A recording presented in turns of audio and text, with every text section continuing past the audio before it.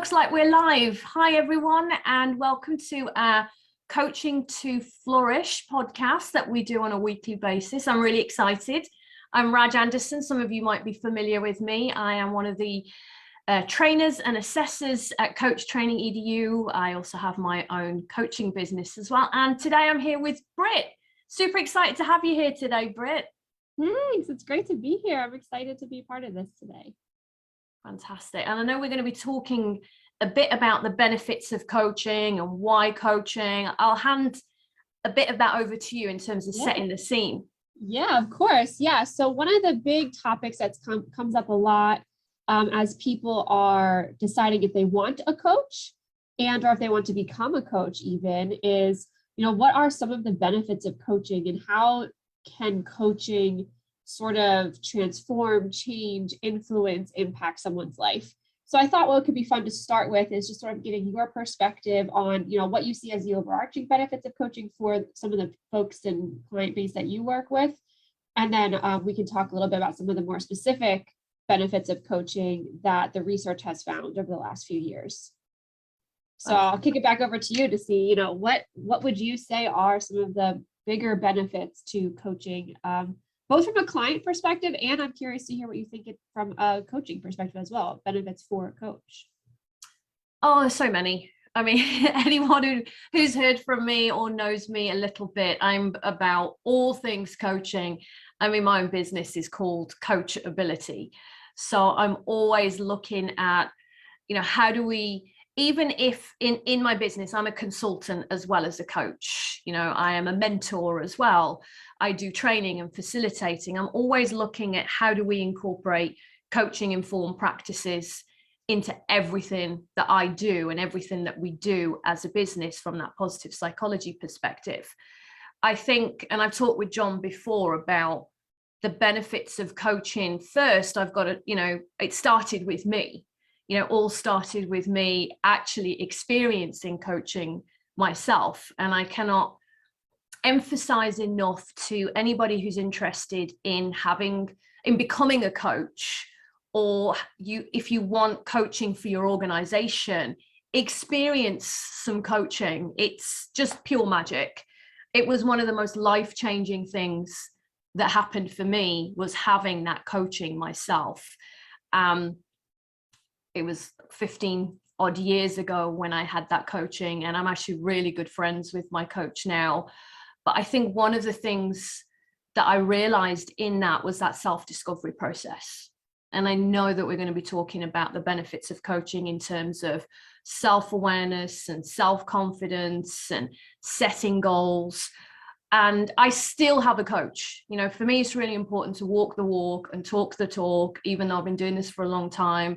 And I have different kinds of coaches that I work with as well. For me, I have a spiritual coach, and I've worked with a nutritional coach and well-being or leadership and all of those things.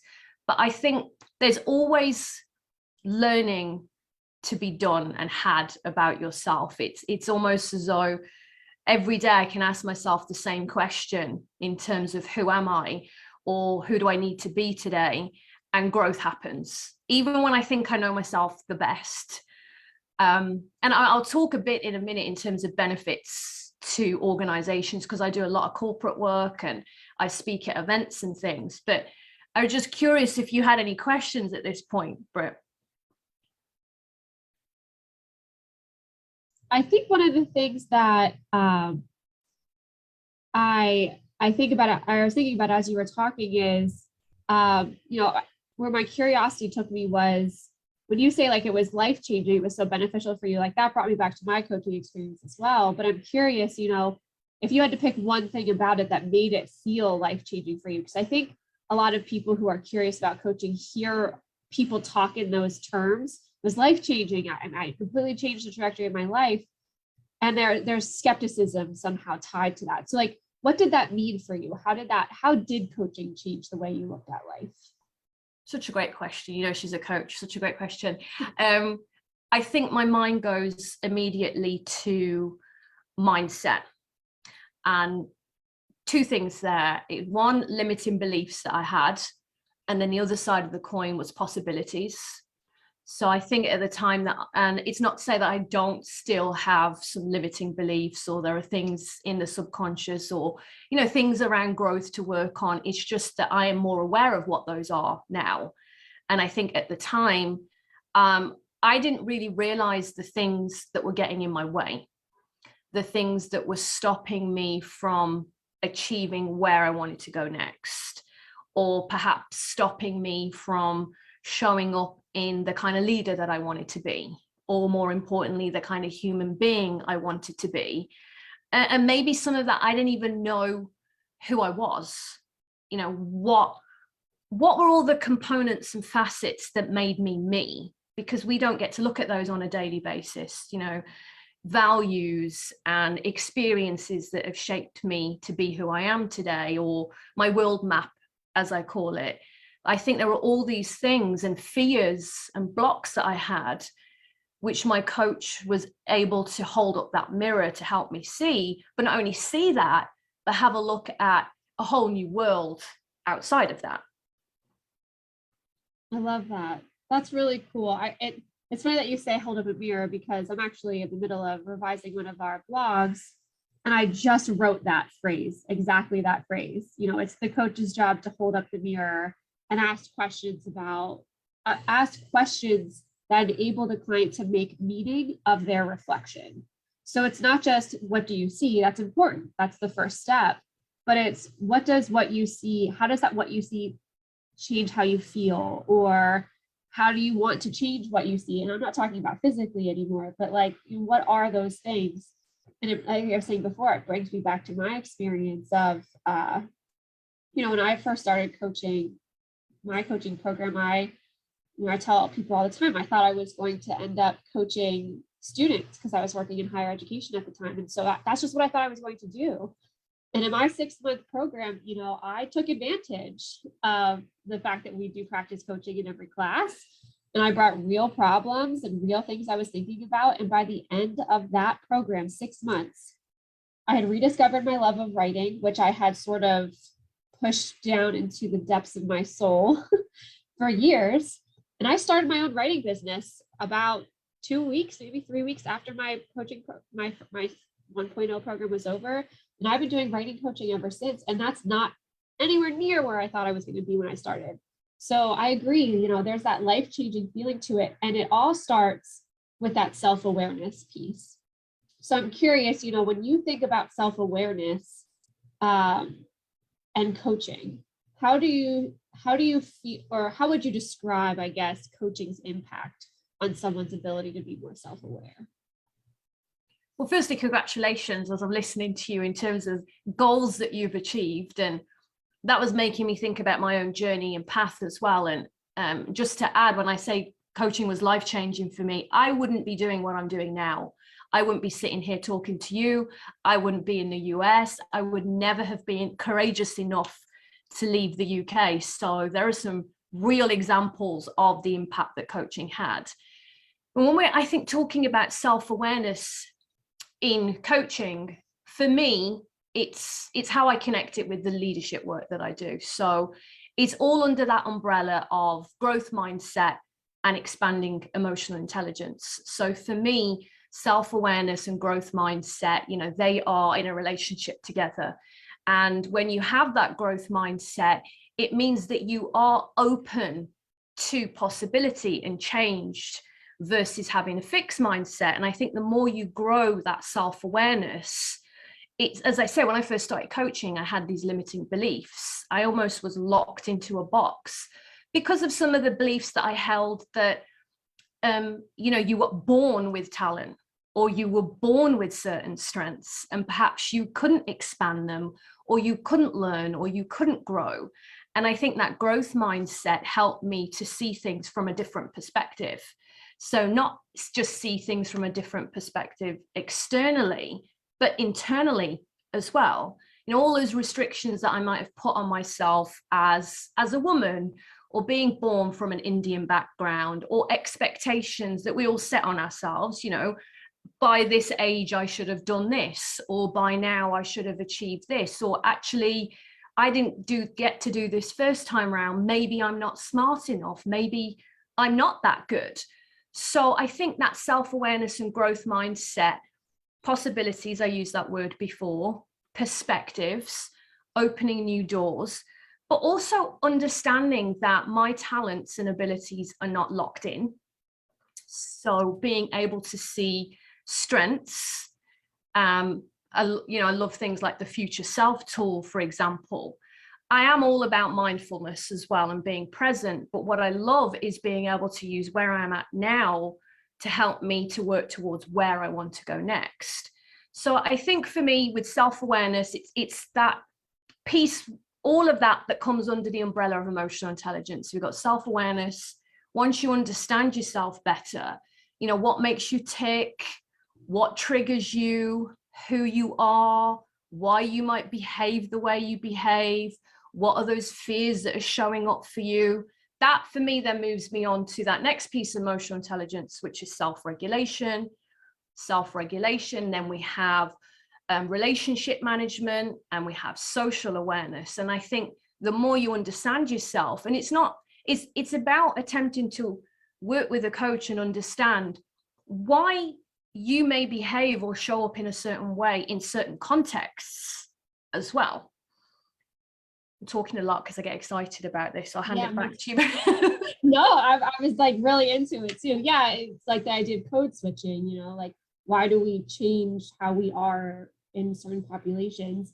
This conversation about self-awareness is reminding me of, and I tell my classes this story a lot, so if anyone from class is watching, you're going to hear this again. But the best self-awareness thing I ever saw was actually before I started coaching, but I didn't know I was using a coaching tool at the time. And so I was teaching a class at a university that I worked at, a first year seminar class, and we used a tool called Ikigai, I believe it's called, but basically it asks you to sort of use concentric or overlapping circles like Venn diagram, but to help you identify your true purpose. So it asks you to think about what you're good at, what you could get paid for, what the world needs, and what you enjoy doing. So those 4 things, how they overlap is sort of your purpose. And that's what this chart sort of helps you figure out.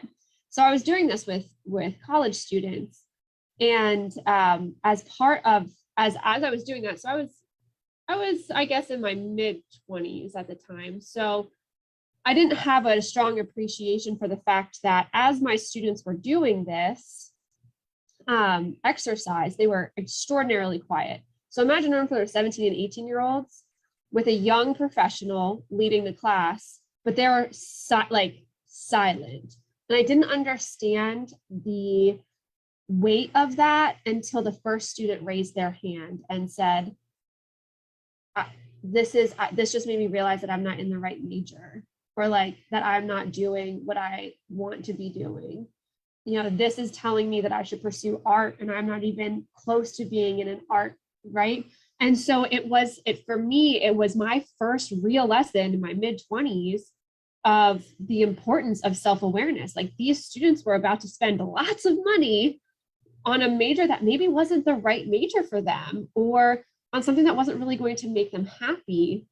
And so for me, I love CTEDU's definition of coaching because it lists self-awareness first. And I think that you cannot do anything else. You can't set goals, let alone try to pursue them, if you don't know what goals are right for you based on the awareness you have of yourself. And so for me, that's why self-awareness is so important. That's why I think, that coaching has that value, because every tool that we teach is focused on self-awareness, building self-awareness in our clients to help them make the best decisions. And I think that is why it's so life-changing, because we force you to get to know yourself in ways that maybe you wouldn't have done otherwise. So yeah, so I think, from that perspective of self-awareness, I think what you were just talking about too, there's that sort of staging. So when you have that self-awareness, now you know things, it starts to feel like it bleeds into other areas of life. And one of the other benefits that is shown in the research is confidence, that, coaching builds confidence in clients. And so I'm wondering, like, how you have seen confidence building happen through coaching in your life, in your profession. Actually, it's one of the biggest things that come up with some of the work that I do. I run a lot of women in leadership programs. And actually the program premise and the foundations of that work is, we call it Leadership Starts with Self. So in that program, we spent a good chunk of time having a look at understanding yourself. And we have great tools at Coach Training EDU, and some of those are used in the programs, you know, even having a look at starting with the wheel of life. You know, people often forget to have a look at how they are distributing their time. You know, time and productivity comes up a lot for leaders. Fear of influence comes up a lot. Confidence comes up a lot. The difference between management and leadership comes up a lot. And when I'm working, I do work with men as well, but big theme is around confidence. And I think some of the work that we're doing when we look at understanding yourself better, things like the wheel of life, core motivation or personality assessments, the inner critic or imposter syndrome is a huge one. And that's some of the work that I did when I was looking at limiting beliefs. But I think when we are looking at the self-awareness and self-regulation, and you connect that with confidence, the more you understand what your values are, and you talked about ikigai as well, and what your purpose and passion is, I think it's easier for people to feel rooted in themselves. Some of the work that I look at as well is that confidence comes from self-trust and knowing yourself better, and knowing the things that, for me, my values are so important. I did a presentation a couple of weeks ago, and I was talking about leadership starts with self, how that connects to confidence. And I was encouraging people in that to really have a look at their values and using that values as an inner compass. So for me, my inner compass, I say I like to lead with love. And that is love spelled L-U-V. That is to listen, to understand, and to value. And when I can hold myself accountable to that, then I know not only am I being true to myself, but it helps me to trust in myself. And the knock-on effect is less fear. I'm not saying it's no fear, because inner critic is active quite a lot. What are your thoughts on that, Britt, as I'm sharing some of those examples and ideas? Yeah, I think I love what you're saying, you know, about, especially about how confidence plays with fear. That, and honestly, part of me feels like fear, it shouldn't necessarily always go away, like completely. There's some value to fear. It helps us understand ourselves even better. Like, what is the fear? Where is it coming from? And why is it present? But yeah, I think everything that you're saying really resonates with me too. And I think about, again, from an academic standpoint, working with students, or, you know, honestly, even sometimes with my writing clients, you know, I think about where they started. As far as my writing clients actually are probably the better example here. You know, when they were very shy, they're at the very beginning, they're very shy about expressing their ideas to me. And, you know, even something as simple as that, like, they've hired me to help them write this thing that they have these ideas for, but they're very shy about holding on to their ideas. It's not because they don't trust me, but it's like they don't want to be judged. But as we do the coaching, my coaching with writing isn't just solely focused on their writing. We talk about other things as it relates. And after a few sessions, it's so great to feel them warm up and grow that confidence in their own ideas. And I think what happens is, you know, in life, so often, everybody feels that fear, that hesitation to share pieces of who they are. And when you have a coach who's invested in learning about who you are, it's literally our job as a coach to be the student of our clients.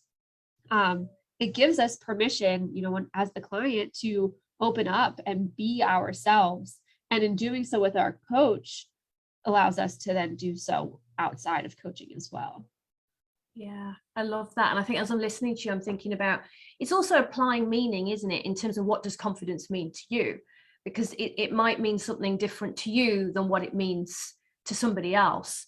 And I think that the whole coaching process itself it could be a great conversation, but it's beyond that, isn't it? We have a process that's built in where, yes, you're doing exploration, and you might be thinking, well, what does confidence mean to me? Or what does it look like? Or what is getting in the way of that confidence? But our role as coaches is to hold that mirror up, is to shine a light on the things that an individual might not be seeing. And we all have those things that get in our way. Sometimes we don't see them. A coach might have to use direct communication, or sometimes we're stuck in that mud and we're not necessarily being an active player in our life, or it's serving a benefit to us to be in that place. And I think that coaching process allows, that kind of digging out some of those things, but champion and challenge. And often when I'm working with my clients, I am championing them to try something different out of their comfort zone, perhaps be the first or second person to speak in a meeting, and go away and try things and form new habits. And I think as we discover more about ourselves and we attempt different routes and pathways and we create new habits, it in turn changes that perspective and identity of self, which contributes to confidence. Yeah, and I think what I'm hearing you say now too, and as I'm thinking about the process, building self-awareness, building confidence, those aren't always necessarily like easy processes, right? People start to feel critical of themselves. You have to work through the criticism of yourself. You have to work through your own self-judgment. You have to work through your inner critic, your limiting beliefs, negative perspectives, all of these things. It's work. It's hard work. And what that reminds me of is not the last thing, sorry, there's lots of benefits, but one of the key findings in the research is that coaching builds resilience. And so I'm curious, what do you feel is important for clients when it comes to being able to be resilient, not just in the coaching, both in coaching and then in their lives? Yeah, so I have two metaphors that I love to use, and people have heard me use them before. First one I'm going to go with, just building off what you're saying, is, yeah, this can be a hard process in a sense of it's work, isn't it? And I always say to my clients, you would not go to the gym once and expect to be in great shape. So why we think that about our mental fitness or our emotional fitness, I have to remind myself of that as well. This is about building those pathways within our mindset, aren't they? And we are shifting behaviors and patterns. So that's one metaphor I love to use. And I've got to use the other one as well, because this is, for me, connects to resilience and resourcefulness. And I love to think about the mind as a garden, and the weeds are going to grow. The weeds are still going to grow, and maybe those are limiting beliefs, or maybe those are fears. Yet when we nourish that mind and when we fertilize it and we think about what we're planting in that, that is when we really bloom and flourish. And for me, that consistency, so you might be working with a coach, I don't know, normally people work with me for a program of 10 sessions, or I run women in leadership programs, which are 12 months long, because actually we're layering on change and learning. The client goes away and designs an action in partnership with the coach, as you know. They go away and attempt it. They try it. They see how it works. And this is why the beauty of coaching is about partnering, isn't it? And trusting in your client, because the client is actually developing their own resourcefulness. This is why we don't advise our clients. This is why we don't tell them what to do, because when you come up with something yourself, you own it. And when you have ownership, you are more likely to follow it through. You are more likely to become more resourceful. And resilience comes from attempting those things and having that consistency and learning from it and exploring it and growing from that, and actually thinking, oh, wow, you know that yourself, Britt. You work with a client who will come back and say, oh my gosh, I presented this for the first time, and I just realized I was better than I thought I was going to be, and actually I really enjoyed it, and now I want to attempt to go away and try this. It's almost a flexing those mindset and emotion muscles to help build that resilient strength. What do you think about that? Yeah, it actually reminds me too of or makes me think about, I should say, the opposite side a little bit too. when I think about, especially with writing clients, there's also a lot of setbacks in writing. You hit, writer's block, or, you have a frustrating couple of days and it's hard to get words on paper. And I think about how coaching builds resilience from that point of view too. The perseverance and the dedication to bounce back. If John were here, he would love to tell you about the, I can never say this word, the background of the word resilience. But basically it means to like dance back, to come back from something. And it's really fun to think about that in the coaching sphere, because when I work with my clients, it's not just building resilience, like you were saying, absolutely. Like, you just wrote chapter 1. How do you feel? Amazing. I'm going to write chapter 2 in so much less time. Great. I'm so excited to see what that looks like. But it's also the times when, okay, last week we said we're going to finish chapter 1. How do we do? I didn't finish chapter 1. Okay, what happened?